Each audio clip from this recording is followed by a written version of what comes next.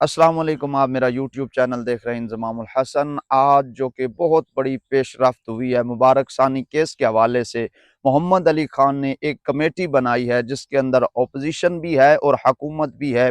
ये उनकी वीडियो देखें। एक अच्छी खुशखबरी है कौम के लिए। अच्छा, तो बताएं, आप पहले खुशखबरी बता दें।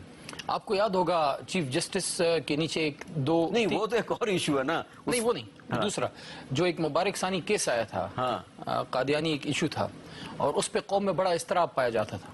कौमी असम्बली में कुछ लोगों ने उस पर अपना इजहार ख्याल किया, मुझे भी अल्लाह ने मौका दिया और उस पर फिर कौमी असम्बली से स्पीकर साहब ने एक लॉ कमेटी को मामला भेजा था, लॉ एंड जस्टिस कमेटी। जी, उस पे आज हमारी मीटिंग हुई है और यूनानिमसली ये फैसला हुआ है कि जो कादियानी मुबारक सानी केस था जिस पे कौम में, उलमा में, आम पाकिस्तानी में बहुत इस्तराब था, यूनानिमस फैसला उस कमेटी का ये आया है, रिकमेंडेशन गई है कौमी असम्बली को कि हुकूमत पाकिस्तान उस फैसले के खिलाफ रेफरेंस में जाएगी और उस फैसले को ख़त्म करवाएगी। तो ये हुकूमत और अपोजिशन मुत्तहिद हो गया। हाँ जी, इस इशू पे कि ख़त्म नबूवत वाले इशू पे कोई सियासत नहीं है, उस पे सब एक हैं।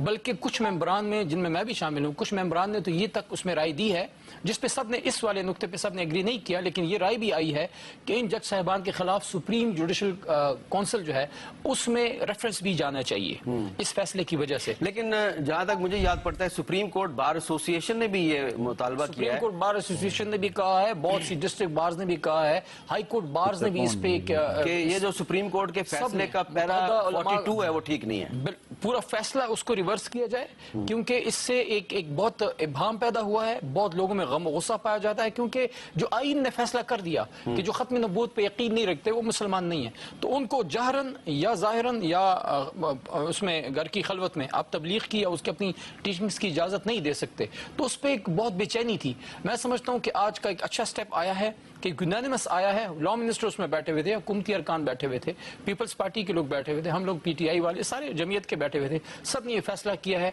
कि ये फैसला जो है इस पे कौम को बहुत ज़्यादा खदशात हैं और उसको रिवर्स होना चाहिए। तो इससे उम्मीद है इंशाल्लाह कि आइंदा भी ऐसे फैसलों का रास्ता रुकेगा जो आईन पाकिस्तान के मुनाफी हों या जो ख़त्म नबूवत वाली इशूज़ पे, क्योंकि बड़े हसास मामलात होते हैं, इसमें बहुत एहतियात करनी चाहिए। तो इसका मतलब है कि आज काफी अरसे के बाद हुकूमत और अपोजिशन कम से कम एक स्टैंडिंग कमेटी के इजलास में मुत्तहिद हो गई है। नहीं, इशू ऐसा था, इस पे कौमी असम्बली में भी सब मुत्तहिद थे।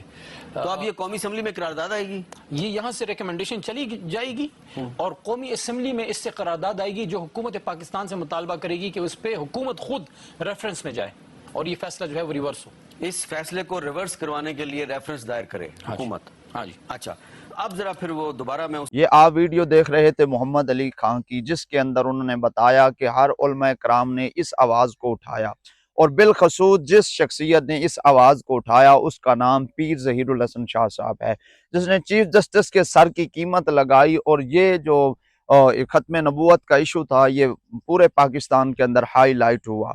अब इसके ऊपर जो सबसे मेन किरदार था वो तहरीक लब्बैक पाकिस्तान का था और बिलखसूस अल्लामा साद हुसैन रिजवी साहब ने 14 अगस्त को बहुत बड़ा मार्च भी निकाला। अगर इस कमेटी का कोई नतीजा नहीं निकलता तो अल्लामा साद हुसैन रिजवी साहब ने तो पहले ही ऐलान किया हुआ है कि हम अपने तरीके से, अगर ये नजर सानी इसके ऊपर नहीं की जाती, जो इस फैसला दिया गया चीफ जस्टिस की जानिब से, अगर इसके ऊपर नजर सानी नहीं होती तो हम अगला कदम उठाएंगे। अगला कदम क्या होगा ये अल्लामा साद हुसैन रिजवी ही अगले लाए अमल का ऐलान